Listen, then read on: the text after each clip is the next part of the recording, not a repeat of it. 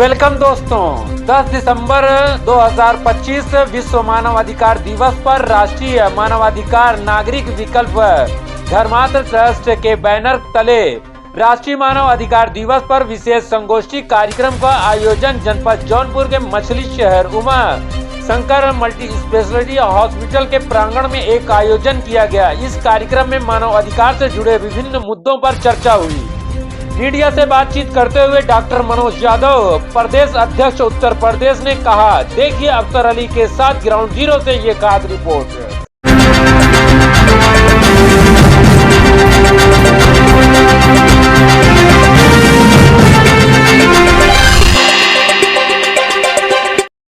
अभी ये पूरा कार्यक्रम आप लोगों ने रखा है एक छोटी सी संगोष्ठी के माध्यम से।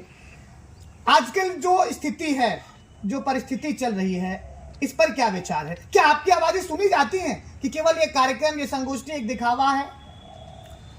देखिए, सारे प्रश्न के जवाब देंगे। पहले तो हम आप इस पे बात बता दें, 2 मिनट का समय देंगे लोगों को जानकारी देने के लिए। ये मानवाधिकार दिवस आज हम लोग मना रहे हैं। आज 10 दिसंबर है, जो 1948 में संयुक्त राष्ट्र महासभा के तत्वावधान में इसको लागू किया गया था। यह दुनिया का पहला दस्तावेज है जिसने हर इंसान के जीवन, समानता, अधिकार, न्याय और गरिमा के अधिकार का मान्यता दिया है। अगर आपको किसी विशेष वर्ष के थीम पे अगर जाया जाए तो मानवाधिकार जिस तरीके से हमारा संविधान है, उसी संविधान से निकलकर ये मानवाधिकार बनाया गया था कि जिससे हम भारत के प्रत्येक नागरिकों को उनके न्याय, उनके अधिकार और उनकी गरिमा की बात कर सके। जिस तरह से हमको एक अनुच्छेद राइट देता है 14, 19 और 21 स्वतंत्रता के लिए और बोलने का अधिकार देता है और न्याय पाने के लिए भी अधिकार देता है।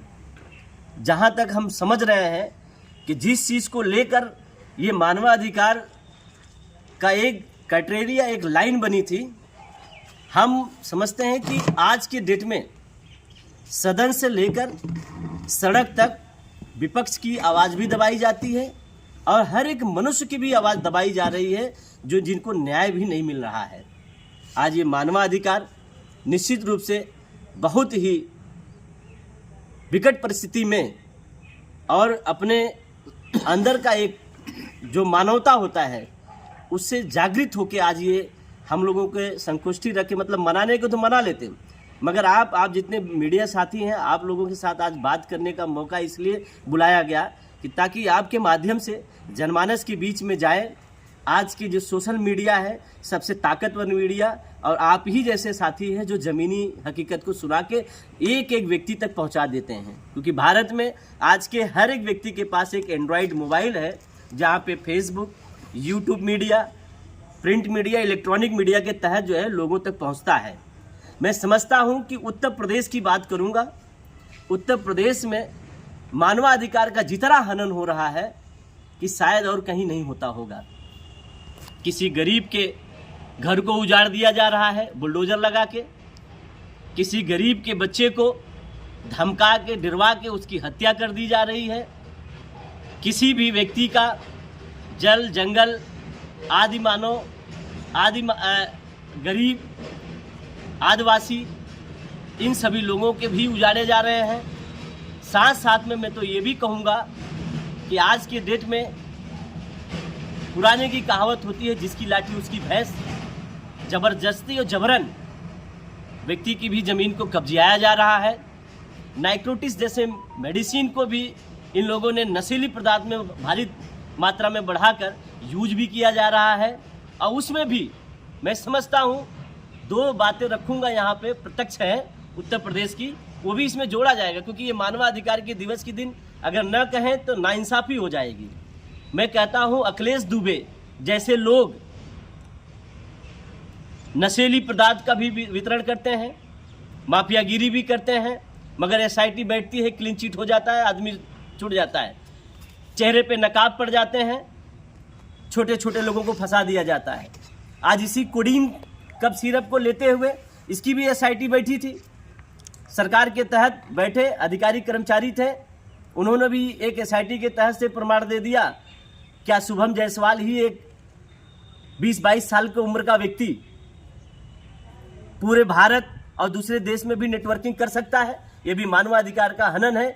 जिन बच्चों की इस सिरप से मृत्यु हुई और जो नौजवान इससे बर्बाद हुए, क्या हमें नहीं लगता है कि उनके अधिकारों का हनन हुआ कि नहीं हुआ? उन्हें न्याय नहीं मिला और सफेद पोश महाबली जिनको कहा जाता है वो सब छूट जाते हैं और छोटे स्तर तक व्यक्ति फंस जाते हैं। मैं ये भी कहूँगा, मैं आपके सारे प्रश्नों का जवाब दे दूंगा। मैं ये भी कहना चाहूँगा कि लास्ट अंत बात है, मानवाधिकार दिवस हमें याद दिलाता है कि सत्ता जनता अधिकार की रक्षा के लिए होती है, न कि उन्हें डराने या भय के माहौल में बनाने के लिए। आज देश और प्रदेश में अभिव्यक्ति की स्वतंत्रता, न्याय की पहुंच और सत्ता की जवाबदेही गंभीरता खत्म हो चुकी है। दलित, किसान, नौजवान, महिला पे अत्याचार बढ़े हैं और सरकार मौन बैठी है। मगर हम मानवाधिकार के माध्यम से ये कहना चाहेंगे, पीड़ित के साथ खड़े रहेंगे और मानवाधिकार के रास्ते पे जाके इनके न्याय दिलाने के भी काम करेंगे। यहाँ तक ये ट्रस्ट हमारा जो है, अभी हम लोगों ने मानवाधिकार से ये ट्रस्ट को भी बना के एक अप्रूवल भी लिया है और ये हमारा सब कुछ है, रजिस्टर्ड है, सब कुछ है। हम इसमें एक कदम बढ़ाएंगे। हमारे सभी नेशनल पदाधिकारी और सब लोग बैठे हुए हैं यहाँ पे। हम लोग इनके आधार से जो है इसमें आगे बढ़ेंगे और जो भी प्रश्न आपके हैं पूछिए, उसका जवाब दिया जाएगा। सर, सवाल ये है, जिस प्रकार से आपने बातें रखी जी, ये मानवाधिकार कम विपक्ष की भाषा ज्यादा लग रही थी। कहीं ऐसा तो नहीं कि मानवाधिकार में सरकार का विरोध करना ही एक मकसद है? हाँ, बात सही है। बहुत अच्छा प्रश्न किया आपने। मानवाधिकार ही विपक्ष है। सत्ता चाहे जिसकी होगी, सत्ता संरक्षण लोग अगर अन्याय करेंगे, न्याय नहीं मिलेगा जनता को, न्याय नहीं मिलेगा किसान को, न्याय नहीं मिलेगी महिलाओं को, न्याय नहीं मिलेगा नौजवानों को और जल जंगल को न्याय नहीं मिलेगा, तो ये मानवाधिकार हमेशा विपक्ष में ही रहता है, उनको न्याय दिलाने का काम करता है। सवाल एक और उठता है, जिस प्रकार से आपने अपनी बातों को रखी, ये जो ट्रस्ट आपका है या राष्ट्रीय मानवाधिकार जो भी है, जमीनों पे कुछ होता है, सुनी जाती है? बिल्कुल। आपको बता दें, आप जिले जौनपुर में बैठे हैं, मगर महाराष्ट्र जैसे शहरों में चले जाइए, जब भी कोई महामारी आती है या कोविड का समय आता है, गरीबों की कोई बात होती है, तो ये ट्रस्ट हमारा काम किया है। ये हमारे जो है नेशनल सचिव हैं ये। अब इनसे भी पूछेंगे कि इन्होंने बहुत गरीबों की मदद किया है, बहुत लोगों को राशन दिया है, बहुत लोगों को रहने के स्थान दिया है, पानी की समस्या हुआ, अनाज की समस्या सेवा हो सकती है। मैंने क्या कहा, अधिकार भी दिलाया हमने अधिकार भी दिलाया है कई लोगों को, जिनके घर हड़पे जा रहे थे, जिनके जमीन हड़पे जा रहे थे, जो सरकारी संपत्तियां थी उसको बर्बाद किया जा रहा था, उस पर भी लड़ाई लड़ी गई है। ये पूरा क्लू है और आप चले जाएंगे हमारे साइट पे, देखेंगे सब कुछ चला हुआ है। और एक आखिरी सवाल आपसे कि आगे क्या विचार है, किस प्रकार से आगे चलना है, इस पे कोई? हमारा विचार है, हमारा मानवाधिकार ये है कि न्याय, समानता, स्वतंत्रता सबको दिलाना है। हम इसी रास्ते पे चलेंगे। ये रास्ता हमारा जो चलता रहेगा, गरीबों की मदद से लेते हुए। हमारा ये हॉस्पिटल है, हमारे ये राष्ट्रीय सचिव जी है और जो हमारे ये पदाधिकारी लोग हैं, इन्होंने ये माध्यम से किया, क्योंकि मैं एक भी सोशल व्यक्ति हूँ और इसी जनपद जौनपुर से चुनाव भी लड़ चुका हूँ। मेरा ये हॉस्पिटल है, मैं भी इसको जो है ट्रस्ट में देने जा रहा हूँ कि हमारे इस क्षेत्र के लोगों को, गरीबों को मदद मिल सके। इसका भी जल्दी से जल्दी सारी व्यवस्थाएं तय कर ली जाएगी, कागज वगज बन जाएंगे। जितने भी गरीब हमारे यहाँ पे हैं, जिनको ये इलाज के अभाव में बहुत दूर तक भी जाना पड़ता है और पैसे के अभाव के वजह से बेचारे प्राण त्याग देते हैं, उनके लिए भी सारी व्यवस्था हम लोग यहाँ बनाएंगे। बहुत बहुत धन्यवाद। धन्यवाद। इस वीडियो को लाइक करें, सभी के साथ शेयर करें। नए आने वाले व्यूअर जन 24 न्यूज टाइम चैनल एवं न्यूज एजेंसी को सब्सक्राइब कर लें। बेल आइकॉन को जरूर क्लिक करें ताकि ऐसे ही सच्चाई पर आधारित खबरों का नोटिफिकेशन सबसे पहले आपको मिले। सच की आवाज सच के साथ फिर मिलेंगे अगली खबर के साथ। जय हिंद, जय भारत।